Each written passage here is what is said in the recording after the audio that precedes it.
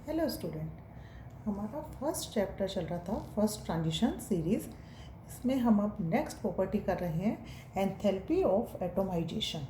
इसे हम delta H A से डिनोट करते हैं, enthalpy of atomisation. Enthalpy of atomisation में होती क्या है ये पहले हम ये देखते हैं कि 1 मोल सॉलिड एटम, सॉलिड है कि हमारे पास में, इसे कन्वर्ट करने के लिए किस में कन्वर्ट करना है हमें, गैसियस एटम। ठीक है, 1 मोल ही है और गैसियस एटम में कन्वर्ट करने के लिए जितनी एनर्जी की आवश्यकता होती है उसे हम क्या कहते हैं, enthalpy of atomization. The amount of energy required to break all the bonds in metal lattice and convert the metal atom into gaseous atom is called enthalpy of atomization। अब जैसा हमने आपको पिछले लेक्चर में बताया था कि जो मेटल है वो डिफरेंट टाइप के लेटाइस के अंदर रहती हैं। तो यहाँ पर जैसे मेटल है, ठीक है, ये लेटाइस है मेटल का। तो ये मेटल के अंदर ये भी बताया था कि कोवेलेंट बॉन्ड भी होता है और मेटेलिक बॉन्ड भी होता है। ट्रांजिशन एलिमेंट जो हैं इनके अंदर कोवेलेंट और मेटेलिक बॉन्ड है। अब इसमें से हमको एक मेटल जो है उसे क्या करना है, ब्रेक करना है। तो उसको निकालने के लिए हमें क्या करना होगा, ये जितने भी बॉन्ड है मेटेलिक और कोवेलेंट बॉन्ड जो भी होंगे उन्हें हमें क्या करना पड़ेगा, ब्रेक करना पड़ेगा। अब ये जो मेटल का एक एटम हमारे पास आ गया, इस एटम को हमें क्या करना होगा, गैसियस एटम के अंदर कन्वर्ट करना पड़ेगा। तो उसके लिए भी एनर्जी देनी पड़ेगी। तो इसीलिए हमने कहा है कि the amount of required energy to break all the bonds, ये जितने भी बॉन्ड्स हैं उनको क्या कर रहे हैं, ब्रेक कर रहे हैं और लेटाइस के, और उसके बाद में मेटल एटम को किस में कन्वर्ट कर रहे हैं, गैसियस एटम में। और ये जो होता है ये हमारा स्टैंडर्ड कंडीशन पर रिएक्शन हम कराते हैं। ठीक है, अब एंथैल्पी ऑफ एटोमाइजेशन जो है वो ट्रांजिशन एलिमेंट्स के लिए हायर होती है।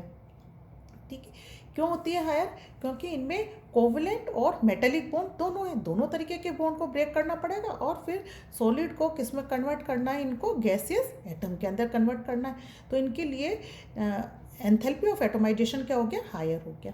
एंथैल्पी ऑफ एटोमाइजेशन जो है वो किस पर डिपेंड करती है, नंबर ऑफ अनपेयर्ड इलेक्ट्रॉन। मतलब एंथैल्पी ऑफ एटोमाइजेशन जो है वो डायरेक्टली प्रोपोर्शनल है नंबर ऑफ अनपेयर्ड इलेक्ट्रॉन की। ठीक है, अब हम यहाँ पर आपको एक क्वेश्चन कराते हैं, उससे आपको थोड़ा और क्लियरिटी आ जाएगी। और क्वेश्चन करने से पहले मैंने आपको ये बताया था जब इलेक्ट्रॉनिक कॉन्फ़िगरेशन कराया था कि इलेक्ट्रॉनिक कॉन्फ़िगरेशन जो है उन्हें आप अच्छे से कर लेना, क्योंकि इलेक्ट्रॉनिक कॉन्फ़िगरेशन आने के बाद ही आप इस टाइप के क्वेश्चंस कर पाएंगे। ठीक, क्वेश्चन है आपका, the transition element that has lowest enthalpy of atomisation is. अब हमने 4 आपको दिए हैं, आयरन, कॉपर, वेनेडियम और जिंक। ठीक है, आयरन का एटॉमिक नंबर कितना होता है, 26। ठीक है, कॉपर का 29। ये नहीं दिए जाएंगे, ये सिर्फ क्वेश्चन में तो यही रहेगा आपका 4, और ये तो हमने अभी सॉल्व करने के लिए आपको बता रहे हैं। कॉपर का कितना है आपको पता होना चाहिए, 29 है। वेनेडियम का 23 है और जिंक का कितना है, 30 है। अब हम निकालेंगे इसमें कि आयरन जो है, आयरन का इलेक्ट्रॉनिक कॉन्फ़िगरेशन आपको याद ही है कि 3d6 4s2 हो गया। तो नंबर ऑफ अनपेयर्ड इलेक्ट्रॉन अगर निकालने हैं तो वो कितने निकल जाएंगे इसमें हमारे पास में, कि 5 डी में ऑर्बिटल कितने हो रहे हैं, 5 हो रहे हैं। तो 5 में पहले एक एक भरा जाएगा और जो एक नेक्स्ट है 6th वो का होगा, पेयरिंग हो जाएगा। तो अनपेयर्ड कितने बच गए, 4 बच गए। तो n इज इक्वल टू कितना हो जाएगा आयरन में, 4। कॉपर और 4s2 है तो उसमें तो है ही नहीं अनपेयर्ड। कॉपर के अंदर क्या हो गया हमारे पास में, 3d10 4s1 हो गया कॉपर का इलेक्ट्रॉनिक कॉन्फ़िगरेशन। तो 3d10 में सभी फुलफिल कर रहे हैं, पेयरिंग हो जाएगी और एक ही अनपेयर्ड इलेक्ट्रॉन है यहाँ पर कॉपर के अंदर। वेनेडियम का कितना है, 23। तो 3d3 4s2, डी में कितने होगा इसमें, 3 ही है। तो तीनों ही क्या रहेंगे, अनपेयर्ड रहेंगे, क्योंकि डी में पहले 5 तक इलेक्ट्रॉन अनपेयर्ड ही रहेंगे। ठीक है, जिंक का कितना है, 30 है। 30 का कितना हो जाएगा हमारा, 3d10 4s2। तो यहाँ पर हमारा n इक्वल टू क्या हो जाएगा, ये भी फुलफिल है और ये भी फुलफिल है, तो n इक्वल टू हो गया 0। अब हम कह रहे हैं कि लोएस्ट एंथैल्पी ऑफ एटोमाइजेशन, कि एंथैल्पी ऑफ एटोमाइजेशन इंक्रीज कब होगी, जब number of unpaired electron increase होंगे। और अब हमने इसे ये नहीं पूछा किसकी हायर है, हमने पूछा है किसकी लोवेस्ट है, किसकी कम है। तो कम किसकी होगी, जिसमें सबसे कम अनपेयर्ड इलेक्ट्रॉन होंगे। अब सबसे कम अनपेयर्ड इलेक्ट्रॉन किस में है, जिंक में। आपको जिंक ही दिख रहा है ना, तो जिंक ही होना चाहिए, लेकिन जिंक नहीं है। क्यों नहीं है जिंक? क्योंकि जिंक ट्रांजिशन एलिमेंट नहीं है। जिंक क्या है? ट्रांजिशन एलिमेंट नहीं है। जिंक को हमने डी ब्लॉक एलिमेंट तो कहा था, लेकिन ट्रांजिशन एलिमेंट हमने बताया था जिंक, कैडमियम, मरकरी जो है वो ट्रांजिशन एलिमेंट नहीं है। तो इसलिए आंसर क्या हुआ हमारा? कॉपर। आंसर हमारा क्या हो गया? कॉपर। तो यहाँ भी आपको इलेक्ट्रॉनिक कॉन्फ़िगरेशन देखने पड़े और इलेक्ट्रॉनिक कॉन्फ़िगरेशन से ही आप इसका आंसर निकाल सकते हैं। तो इस तरीके से हम क्वेश्चंस भी बीच बीच में करते रहेंगे। नेक्स्ट प्रॉपर्टी आती है हमारी मेल्टिंग एंड बॉइलिंग पॉइंट। ठीक है, मेटेलिक करेक्टर तो हमने कर लिया था। नेक्स्ट प्रॉपर्टी है melting and boiling point. Melting and boiling point, इसके लिए भी आपको वही कि भाई जो आपको बताया था अभी मैंने कि इलेक्ट्रॉनिक कॉन्फ़िगरेशन पता होना चाहिए। मेल्टिंग क्या होता है? किसी भी सॉलिड को लिक्विड में कन्वर्ट कर रहे हो, मेल्टिंग हो गया। बॉइलिंग क्या हो गया? लिक्विड को हम गर्म करते हैं तो वो वेपर में कन्वर्ट होती है, बॉइलिंग हो गया। ठीक है, मेल्टिंग और बॉइलिंग। मेल्टिंग और बॉइलिंग पॉइंट जो है ट्रांजिशन एलिमेंट के क्या होते हैं? हायर होते हैं as compare to S and P block. S और पी ब्लॉक के कंपेयर में ट्रांजिशन एलिमेंट जो है उनके मेल्टिंग बॉइलिंग पॉइंट हायर होते हैं। ठीक है, क्यों होते हैं मेल्टिंग और बॉइलिंग पॉइंट इनके हायर? क्योंकि इनमें क्या होता है, ट्रांजिशन एलिमेंट्स के जो एटम होते हैं इनमें परस्पर स्ट्रॉन्ग अट्रैक्शन फोर्स होता है। एलिमेंट के जो एटम होते हैं इनके बीच में क्या हो गया? स्ट्रॉन्ग अट्रैक्शन फोर्स होता है। और जितना स्ट्रॉन्ग अट्रैक्शन फोर्स होगा उसको तोड़ने के लिए उतनी ही ज़्यादा क्या होगी? हमें एनर्जी की आवश्यकता होगी, उतनी ज़्यादा एनर्जी हमें देनी पड़ेगी। ठीक है, और जितनी ज़्यादा एनर्जी हमें देनी होगी उतना ही मेल्टिंग पॉइंट क्या हो जाएगा? इसका ज़्यादा हो जाएगा। तो स्कैंडियम से क्रोमियम तक मेटेलिक स्ट्रेंथ क्या होगी? इंक्रीज हो जाएगी, और उसके बाद में क्या होगी? कम होगी। और क्यों होगी? क्योंकि नंबर ऑफ अनपेयर्ड इलेक्ट्रॉन जो हैं वो क्रोमियम तक हमारे क्या हो गए? इंक्रीज हो गए। और उसके बाद में क्या होता है? पेयरिंग स्टार्ट हो जाती है, तो नंबर ऑफ अनपेयर्ड इलेक्ट्रॉन क्या होते हैं? कम होते चले जाते हैं। कैसे? इसे हम देख सकते हैं। जो ये सीरीज़ है हमारी, इसमें कौन कौन से एलिमेंट आ गए हैं बताया था ना? शक्ति, वक्रमन, फीको, निकुजन। ठीक है, यही हो गए हमारे पास में 10 एलिमेंट। अब स्कैंडियम का एटॉमिक नंबर 21 था, और जिंक का कितना हो गया? 30 हो गया। ठीक है, तो स्कैंडियम का इलेक्ट्रॉनिक कॉन्फ़िगरेशन क्या है हमारा? 3d1 4s2। टाइटेनियम का क्या हो जाएगा? 3d2 4s2। वेनेडियम का 3d3 4s2। क्रोमियम का, अब क्रोमियम का हमने बताया था ना एक्सेप्शन है, तो क्रोमियम का 3d5 और 4s1। मैग्नीज का 3d5 4s2। आयरन का 3d6 4s2। कोबाल्ट का 3d7 4s2। निकल का 3d8 4s2। और कॉपर का 3d10 4s1। और जिंक का हो गया हमारा 3d10 4s2। ठीक है, तो ये हमने देखे कि इनके इलेक्ट्रॉनिक कॉन्फ़िगरेशन है। अब हमने बताया था कि डी में क्या होगा कि 5 ऑर्बिटल है, 1 2 3 4 5। ठीक है, तो अगर हम कह रहे हैं 1 है तो एक ही इलेक्ट्रॉन भरा, तो अनपेयर्ड इलेक्ट्रॉन कितना हो गया इसमें? एक। 2 थे तो हमने 2 इलेक्ट्रॉन भरे, अनपेयर्ड इलेक्ट्रॉन 2 हो गए। वेनेडियम में 3 था तो 3 हो गए। फिर उसके बाद में क्रोमियम में हमारे पास में 5 हो गए। ठीक है, अब मैग्नीज भी है, मैग्नीज का केस अभी बाद में लेते हैं। तो अनपेयर्ड इलेक्ट्रॉन क्या हो रहे हैं? यहाँ तक हमारे पास में इंक्रीज हो रहे हैं। ठीक है, मैग्नीज एक्सेप्शन है। ठीक है, इसलिए इसे हमने छोड़ दिया अभी। तो यहाँ तक हमारे पास में अनपेयर्ड इलेक्ट्रॉन क्या हो गए? इंक्रीज हो गए। देन उसके बाद में 6 हुआ, तो 6 होते ही क्या होगा? पेयरिंग स्टार्ट हो जाएगी। पेयरिंग स्टार्ट हो गई तो अनपेयर्ड इलेक्ट्रॉन कितने हो गए? इसमें 4 हो गए। कोबाल्ट के अंदर फिर 7 हुआ, फिर पेयरिंग हो गई। तो इस तरीके से जिंक तक हम जाएंगे तो अनपेयर्ड इलेक्ट्रॉन क्या हो गए? डिक्रीज हो गए हैं।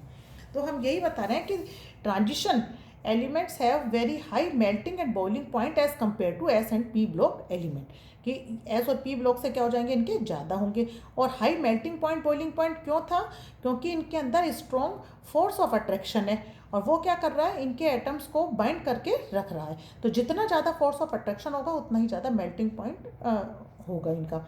मेल्टिंग पॉइंट क्या हो रहा है, फर्स्ट हम कह रहे हैं इंक्रीज हो रहा है, तो फर्स्ट हमने यही कहा ना कि यहाँ तक क्या हो रहा है, इंक्रीज हो रहा है, क्रोमियम तक, स्कैंडियम से क्रोमियम तक इंक्रीज हो रहा है, क्योंकि नंबर ऑफ अनपेयर्ड इलेक्ट्रॉन जो हैं वो क्या हो रहे हैं, इंक्रीज हो रहे हैं। इसके बाद में क्या हो रहा है, डिक्रीज होता है। डिक्रीज क्यों हो रहा है, क्योंकि इसमें पेयरिंग स्टार्ट हो गई, यही चीज़ बताइए आपको हमने कि इसमें क्या हो रहा है, पेयरिंग स्टार्ट हो गई है। तो पेयरिंग स्टार्ट होगी तो नंबर ऑफ अनपेयर्ड इलेक्ट्रॉन क्या हो जाएंगे, डिक्रीज हो जाएंगे, और मेल्टिंग पॉइंट भी क्या हो जाएगा, इससे डिक्रीज हो जाएगा। इसका मतलब क्या हुआ कि नंबर ऑफ अनपेयर्ड इलेक्ट्रॉन जो है वो डायरेक्टली प्रोपोर्शनल किसके हो गए, स्ट्रेंथ ऑफ मेटेलिक बॉन्डिंग, कि अगर ये ज़्यादा होंगे एन तो स्ट्रेंथ ऑफ बॉन्डिंग ज़्यादा होगी, स्ट्रेंथ ऑफ बॉन्डिंग ज़्यादा होगी तो मेल्टिंग पॉइंट क्या हो जाएगा, ज़्यादा हो जाएगा। अब क्रोमियम फैमिली जो है, क्रोमियम में क्या आता है, क्रोमियम, मोलिब्डेनम और टंगस्टन, इस फैमिली में नीचे अगर हम 3D था तो 4D और 5D में जाएंगे तो मोलिब्डेनम और टंगस्टन और आ जाएंगे। तो इनके जो मेल्टिंग पॉइंट हैं, हाई मेल्टिंग पॉइंट होते हैं, they have high melting point due to maximum number of unpaired electron. अभी हमने देखा ना क्रोमियम में 5 है तो maximum number of unpaired electron होते हैं, इसीलिए तो ये पूछ लिया जाता है कि किसका मेल्टिंग पॉइंट, किस श्रेणी का मेल्टिंग पॉइंट ज़्यादा होता है। तो फैमिली में क्रोमियम फैमिली का मेल्टिंग पॉइंट क्या हो गया, ज़्यादा हो गया। इसी तरीके से zinc, cadmium, mercury, zinc, cadmium, mercury जो है वो सॉफ्ट मेटल होते हैं, ठीक है, और इनके जो मेल्टिंग पॉइंट होते हैं वो कम होते हैं। यहाँ तक कि मरकरी तो जो है रूम टेम्परेचर पे क्या होता है, लिक्विड होता है। मरकरी का होता है हमारा -38.9 डिग्री सेल्सियस, और कैडमियम का होता है 321 डिग्री सेल्सियस, और जिंक का होता है 420। जबकि इनके अलावा सभी के जो एलिमेंट के मेल्टिंग पॉइंट हैं वो अबव 1000 होते हैं। इनके सबके मेल्टिंग पॉइंट क्या होंगे, अबव 1000 होंगे। तो इनके मेल्टिंग पॉइंट क्या है, कम होते हैं। और मेल्टिंग पॉइंट भी हम देख रहे हैं कि स्टार्टिंग में क्या हो रहा था कि ये मेटल हार्ड है, उसके बाद में जैसे जैसे पेयरिंग कम होती जाएगी तो क्या हो जाएगा, मेल्टिंग पॉइंट भी इनके कम होते जाते हैं और मेटल भी सॉफ्ट की होती चली जाती हैं, ठीक है। अब हम लेते हैं कि यहाँ पर जो एक्सेप्शन है मैंगनीज और इसके नीचे आता है टेक्नीशियम, ये जो चीज़ें हैं दोनों वो क्या है, एक्सेप्शन है। एक्सेप्शन है, इनका कॉम्प्लेक्स स्ट्रक्चर होता है। एबनॉर्मली क्या होता है, इनका कॉम्प्लेक्स स्ट्रक्चर होता है, और कॉम्प्लेक्स स्ट्रक्चर होने से क्या होगा इसमें, अच्छा इनका अगर हम इलेक्ट्रॉनिक कॉन्फ़िगरेशन देखें तो इनमें क्या होगा, ND5 और क्या हो जाएगा, N-1D5 और NS2 इलेक्ट्रॉनिक कॉन्फ़िगरेशन है, N-1 होगा ये, ठीक है, N-1D5 और NS2 हो जाएगा। तो यहाँ स्टेबल इलेक्ट्रॉनिक कॉन्फ़िगरेशन हो गया, D में कितना है, 5 है, हाफ फील्ड इलेक्ट्रॉनिक कॉन्फ़िगरेशन हो गया, और S में 2 है तो ये फुल फील्ड इलेक्ट्रॉनिक कॉन्फ़िगरेशन हो गया। तो इस स्टेबल इलेक्ट्रॉनिक कॉन्फ़िगरेशन के कारण क्या हो जाएगा कि that is all electron are held tightly by nucleus. Nucleus जो है वो क्या कर देगा, इन इलेक्ट्रॉन को बहुत टाइटली पकड़ के रखेगा, और जिससे डीलोकलाइजेशन ऑफ इलेक्ट्रॉन जो है वो क्या हो जाता है, कम हो जाता है। और डीलोकलाइजेशन ऑफ इलेक्ट्रॉन नहीं होगा तो बॉन्ड क्या हो जाएगा, वीक हो जाएगा, और बॉन्ड वीक होगा तो मेल्टिंग पॉइंट क्या हो जाता है, कम हो जाता है, ठीक है। तो यहाँ हम इसको इस तरीके से भी समझ सकते हैं कि इसमें जो मैग्नीज है, टेक्नीशियम है, इनका जो स्ट्रक्चर है वो कैसा होता है, इनका स्ट्रक्चर कॉम्प्लेक्स स्ट्रक्चर होता है, और it is unable to form metallic bond and covalent bond, कि कॉम्प्लेक्स स्ट्रक्चर के कारण ये मेटेलिक और कोवलेंट बॉन्ड जो है वो फॉर्म नहीं कर पाते हैं, और इसीलिए इनका मेल्टिंग पॉइंट जो है वो क्या हो रहा है, कम होता है। दूसरा हम ये भी कह सकते हैं कि जो मेटेलिक बॉन्ड है, हमने बताया था कि वो किस पर डिपेंड करती है, मेटेलिक बॉन्ड डिपेंड करती है चार्ज ऑफ कैटायन पर और डीलोकलाइज्ड इलेक्ट्रॉन पर। तो यहाँ जब डीलोकलाइज्ड इलेक्ट्रॉन है ही नहीं, कि डीलोकलाइजेशन इलेक्ट्रॉन का क्या हो रहा है, नहीं हो पा रहा है, तो इसीलिए इसके अंदर क्या हो जाएगा कि जो बॉन्ड है वो कैसा हो जाएगा, वीकर हो जाता है। जैसे हमने इसमें बताया था कि जिंक, कैडमियम, मरकरी में क्या होता है कि ये मेटल सॉफ्ट है, इनका मेल्टिंग पॉइंट लो है। क्यों है, क्योंकि इनका अगर हम इलेक्ट्रॉनिक कॉन्फ़िगरेशन देखें तो इनके इलेक्ट्रॉनिक कॉन्फ़िगरेशन में क्या होगा, फुलफिल होगा कि N-1D 10 और NS2। तो यहाँ पर अनपेयर्ड इलेक्ट्रॉन नहीं है। अनपेयर्ड इलेक्ट्रॉन नहीं है तो क्या होगा, इनमें म्यूचुअल ओवरलैपिंग नहीं होगी, म्यूचुअल ओवरलैपिंग नहीं होगी, कोवलेंट बॉन्ड फॉर्म नहीं होगी, no covalent form in these elements. तो ये एलिमेंट कैसे हो जाते हैं, सॉफ्ट हो जाते हैं। ठीक है, अब यहाँ पर हाईएस्ट मेल्टिंग पॉइंट किसका है, हाईएस्ट मेल्टिंग पॉइंट है टंगस्टन का, इसका है 3410, मतलब इसका हो गया 3410 डिग्री सेल्सियस की। पूरी पीरियोडिक टेबल में हाईएस्ट मेल्टिंग पॉइंट किसका है, टंगस्टन का होता है, ये भी आप याद रख लीजिएगा। तो अभी हमने आपको क्या, अच्छा एक चीज़ और आप देख सकते हैं इसमें कि जो मैग्नीज है इनकी एंथैल्पी ऑफ एटोमाइजेशन जो है वो भी क्या होती है, हायर होती है, एंथैल्पी ऑफ एटोमाइजेशन क्या है इनकी, हायर है। ठीक है, तो अभी हमने यहाँ पर दो प्रॉपर्टी डिस्कस करी है, एक तो हमने की थी एंथैल्पी ऑफ एटोमाइजेशन, ठीक है, वो डायरेक्टली प्रोपोर्शनल किसके थी, नंबर ऑफ अनपेयर्ड इलेक्ट्रॉन के, और यहाँ भी हम क्या देख रहे हैं, मेल्टिंग पॉइंट और बॉइलिंग पॉइंट के लिए भी कि नंबर ऑफ अनपेयर्ड इलेक्ट्रॉन देख रहे हैं। तो कुल मिला के ये हुआ कि जो बात मैं आपको बोल रही थी वही बात है कि आप इलेक्ट्रॉनिक कन्फिग्रेशन जो है उसे अच्छे से कर लीजिए, उसे अच्छे से करेंगे तो ही आप प्रॉपर्टी को अच्छे से एक्सप्लेन कर पाएंगे। ठीक है, नेक्स्ट प्रॉपर्टी हम नेक्स्ट इसमें स्टार्ट करेंगे। Thank you.